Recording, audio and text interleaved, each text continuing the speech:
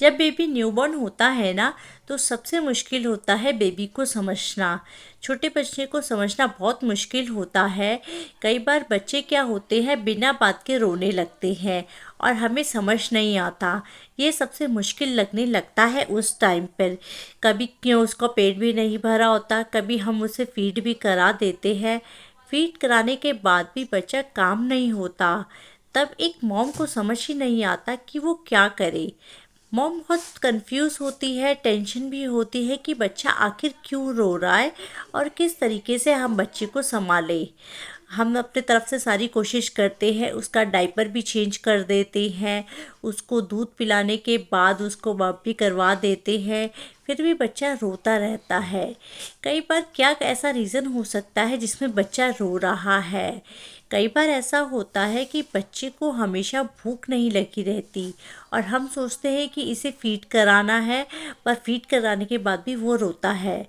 वो रातों का स्ट्रगल बहुत ज़्यादा होता है, वो सिर्फ एक माँ को ही पता होता है कि रात में बच्चे को फीड कराना और हमारा ये समझना पाना कि ऐसा क्या हो गया है कि बच्चा रो रहा है, बच्चा अनकंफर्टेबल है।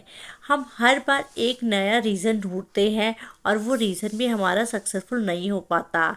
शुरू शुरू में हर माँ के लिए 0 से 3 महीने का टाइम बहुत मुश्किल होता है, जिसमें उस माँ को अपनी भी केयर करनी होती है और बच्चे को भी समझना होता है।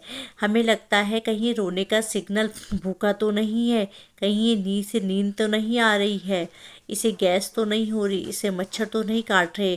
कभी सिर्फ अपने आप ही हम रीज़न ढूंढते रहते हैं। इस केस में हमें क्या करना है, हमें बिल्कुल भी सबसे पहले पैनिक नहीं करना है।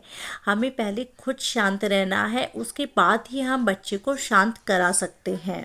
हमें बेबी को स्टेप बाय स्टेप ऑब्जर्व करना है, क्योंकि बच्चे के रोने के पीछे हर बार कोई ना कोई बच्चा सिग्नल देता है।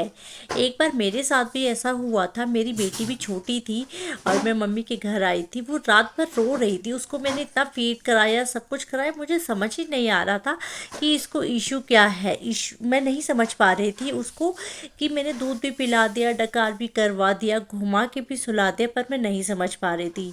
पर धीरे धीरे समझ में आया कि उसको कोल्ड की वजह से सांस नहीं ली जा रही थी। नाक बंद तो नहीं था, पर उसको कोल्ड का इशू हो रहा था। तब मुझे उस एक्सपीरियंस से ये समझ में आया कि बच्चा हर एक इंडिकेशन देता है, बस उस इंडिकेशन को हमें समझना होता है कि वो क्या ऐसा इंडिकेशन दे रहा है। वो भूख का इंडिकेशन दे रहा है, वो सोने का इंडिकेशन दे रहा है, उसको पेट में दर्द है, कुछ ना कुछ वो एक ऐसा इंडिकेशन बच्चा हमेशा देगा जब भी आपका बच्चा रोएगा। और ये हर एक चीज़ जो है वो माँ तभी समझ पाती है धीरे धीरे। एकदम से जब भी नया बच्चा होता है तब भी माँ नहीं समझ पाती है, क्योंकि ये सारी धीरे धीरे टाइम के साथ ही हमें समझ में आ पाता है कि बच्चे में क्या हो गया है। जब धीरे धीरे बच्चा बड़ा होने लगता है, उसकी ज़रूरतों को हम समझने लगते हैं, उसके इंडिकेशन को भी समझने लगते हैं। जब तक बच्चे बताने वाले नहीं होते, छोटे बच्चे होते हैं, हमें उसके इंडिकेशन को ही ऑब्जर्व करना पड़ता है कि वो क्या चीज़ मांग रहा है, क्या चीज़ उसको ऐसी परेशान कर रही है। ये भी हर एक माँ की लाइफ में एक फेस होता है, नॉर्मल फेस, जो धीरे धीरे करके निकल जाता है। शुरू का टाइम जो होता है थोड़ा स्ट्रगल भरा रहता है, क्योंकि उस समय माँ को भी आवश्यकता रहती है आराम करने की और बच्चे के साथ भी। पर ये भी बात सही है, उस ज़रूरत को सिर्फ एक माँ ही समझ पाती है कि बच्चा इतना अनकंफर्टेबल क्यों हो रहा है। आपकी लाइफ में भी ये टाइम आ रहा है, तो धीरे धीरे आप इसको समझिए। बच्चे के हर इंडिकेशन को आप नोट कीजिए, ऑब्जर्व कीजिए कि बच्चा ऐसा क्या साइन हमें दे रहा है जिससे हम समझ पाएँ कि उसे भूख लगी है, उसका डायपर गीला है, उसे हमने डकार दिला दी। कहीं बच्चे को कोल्ड और कफ हो रहा है तो उसका नाक तो बंद नहीं है, उसको सांस लेने में प्रॉब्लम तो नहीं हो रही। ये छोटे छोटे इंडिकेशन है जो हम बिल्कुल नहीं समझ पाते और हम पैनिक करके उसको डॉक्टर के पास ले जाते हैं।